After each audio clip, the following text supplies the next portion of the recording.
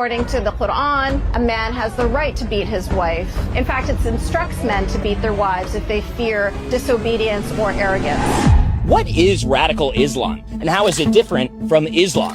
Today I fly in author and survivor Yasmin Muhammad to help explain. I'm assuming you knew of his involvement during the marriage. Unfortunately, I didn't. Oh, you did not? Yeah, I was married to him against my will. I was just 19. I did learn through CSIS, Canadian CIA. They're the ones that told me of his involvement with Al-Qaeda and his relationship with bin Laden and everything. And by then, I already had a daughter with him. Oh my goodness. I'm so sorry you went through that. What was the feeling when you found out? I wasn't too surprised. He was a pretty evil person. They showed me a picture of him behind bars in Egypt, and they said, "You're free," and that was the last I ever heard from them. At 19, you had experienced that. Like, I'm so sorry to you. Did your family know about his involvement? Yeah.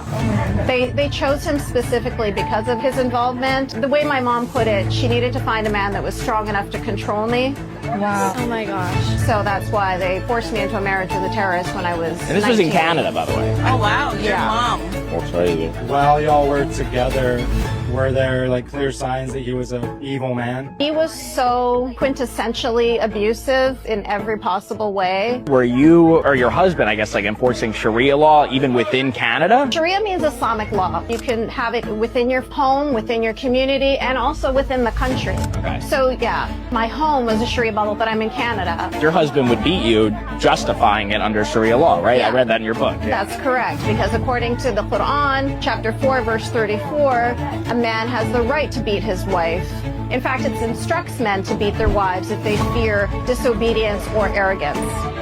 And this was in Canada. This was in Canada, yeah. How did he get out? It was not easy. It took a very long time. I was in the hospital I had a miscarriage. I told him it was going to take me a week to get better and that I needed to go to my mom's house. And I knew it would be easier to get away from my mom's house than it would be to get away from him. When she went to work, I went to a lawyer and I said, I need full custody of my daughter, I need a divorce, and I need a restraining order ASAP. And that's in a secular country. That's in a free country. That's in Canada. So you can just imagine women like me in the similar situation in Afghanistan, in Sudan, in Somalia, in Saudi Arabia, Pakistan. It's way, way, way, way harder. I'm sorry you went through that. I can't even imagine it. How much of the Islamic world is this happening? So this is very common. Egypt, Morocco, in the States, all over the place. Yeah, France, Sweden, Germany, Canada, UK.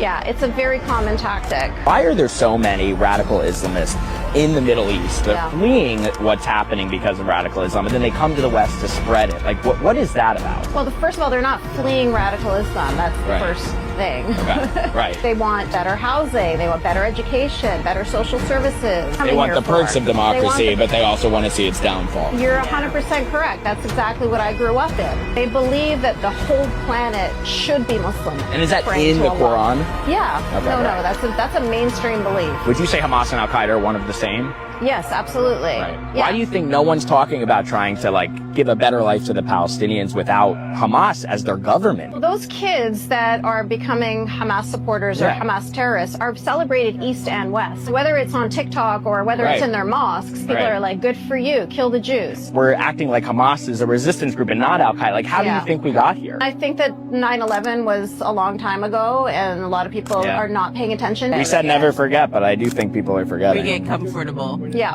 How do you feel about the Palestine-Israel conflict? I know it's very controversial. I know on the Palestine side, the government is kind of similar. What's your view on this? My father is from Gaza, so I very much was born and raised into this. The goal here is to eradicate Israel, to eradicate all Jews. And in fact, there's a hadith, which is an Islamic doctrine, that talks about how when there is a war between the Muslims and the Jews will be hiding behind the trees and behind the rocks.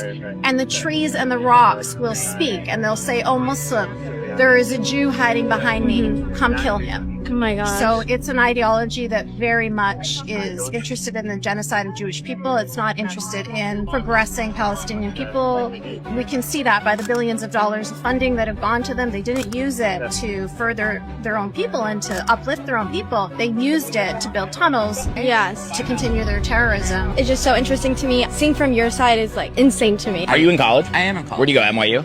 I do. Have you had professors that demonize Israel? They will typically lean towards Palestine Yeah. rather than anything. So, yeah. Right. And why do you think they ignore the radical Islam elephant in the room that Hamas, which is pretty much the exact same thing as Al-Qaeda fundamentally, attacked Israel because they say themselves they want to kill Jews worldwide? On education. Using your voice and platform for this is something that's very incredibly brave. What's like the thing that people should get the most out of your circumstance? Like, what could you like tell other young women, other young people who might find themselves in similar situations? For people here in the West in general, I would ask them to be just as generous with their criticism of Islam as they are of any other ideology. When they see misogyny, speak out against it. You see homophobia, speak out against it. Don't say, well, I can't speak out against it from these folks because that would be bigoted or racist or Islamophobic or whatever. But I can only criticize it when it comes from these folks over here, right? Well, thank you so much for speaking with us. Appreciate it. It's great meeting you. I feel so blessed to have this Yeah. conversation Oh, with you. I am so glad that you Sorry. stopped and spoke to me. You're amazing. I Give me a love hug. you. Yes. You're awesome. God bless you. Thank you for Thank being you. here. Thank you. All Thank love. you. Take care.